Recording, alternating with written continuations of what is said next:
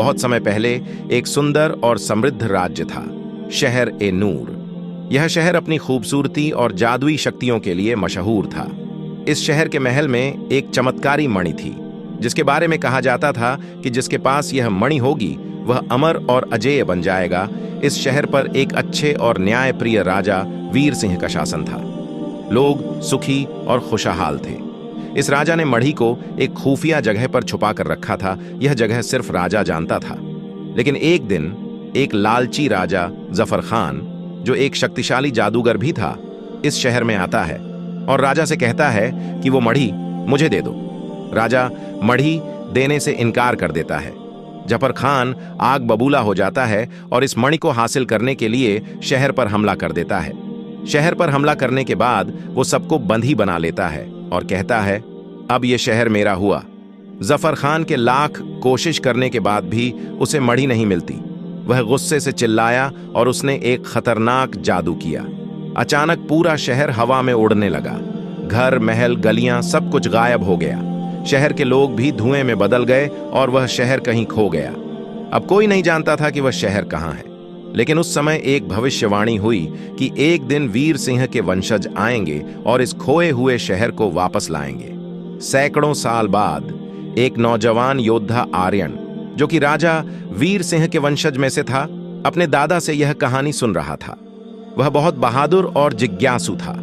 उसके दादा ने आर्यन को उसका अतीत बताया और कहा, अगर तुम इस शहर को खोजने की कोशिश करोगे तो तुम्हें अपना असली उद्देश्य समझ आएगा।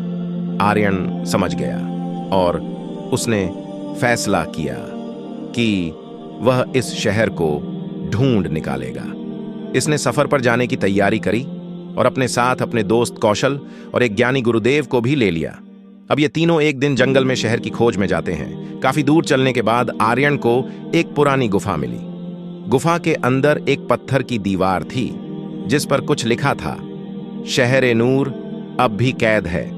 जो इसे मुक्त करना चाहता है उसे अपने सबसे प्रिय चीज का त्याग करना होगा। आर्यन ने फैसला किया कि वह इस रहस्य को सुलझाएगा और अपने पूर्वजों का शहर वापस लाएगा। लेकिन रास्ते में 3 परीक्षाएं थीं। पहली परीक्षा, सच्चाई का दरवाजा। रास्ते में एक विशाल पत्थर का दरवाजा था, जिस पर एक सवाल लिखा था, तुम इस शहर को क्यों खोजना चाहते हो, शक्ति, धन या न्याय? कौशल बोला, हम इसे धन के लिए खोज रहे हैं। दरवाजा नहीं खुला। गुरुदेव बोले, हम इसे न्याय के लिए खोज रहे हैं। दरवाजा थोड़ा हिला लेकिन नहीं खुला। आर्यन ने कहा, मैं इसे इसलिए खोज रहा हूं क्योंकि यह मेरा कर्तव्य है। दरवाजा अचानक खुल गया। अब ये तीनों आगे बढ़ते हैं दूसरी परीक्षा। अपने सबसे बड़े डर का सामना दरवाजा पार करते ही वे एक खौफनाक राक्षस से मिले। राक्षस बोला, अगर तुम आगे बढ़ना चाहते हो तो तुम्हें अपने सबसे बड़े डर का सामना करना होगा। कौशल के सामने एक अंधेरी गुफा आई, जिससे वह डरता था। गुरुदेव के सामने सांपों का झुंड आ गया, क्योंकि उन्हें सांपों से डर लगता था। लेकिन आर्यन के सामने उसकी मां का चेहरा आया, जो उसे बचपन में छोड़कर चली गई थी।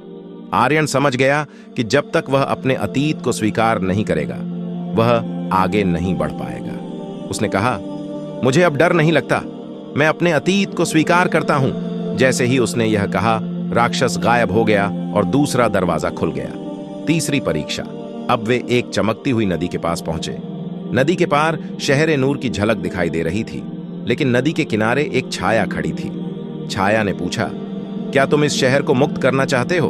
आर्यन ने कहा, हां। छाया ने कहा, तो तुम्हें अपनी सबसे प्रिय चीज का त्याग करना होगा। आर्यन सोच में पड़ गया। क्या वह अपनी तलवार देगा? क्या वह अपनी शक्ति देगा? तो गुरुदेव ने कहा, प्रिय चीज वही होती है जिसके बिना हम अधूरे हो जाएं। आर्यन ने अपने दिल पर हाथ रखा और सोचा। उसने अपनी सबसे प्रिय चीज, अपना अहंकार त्याग दिया।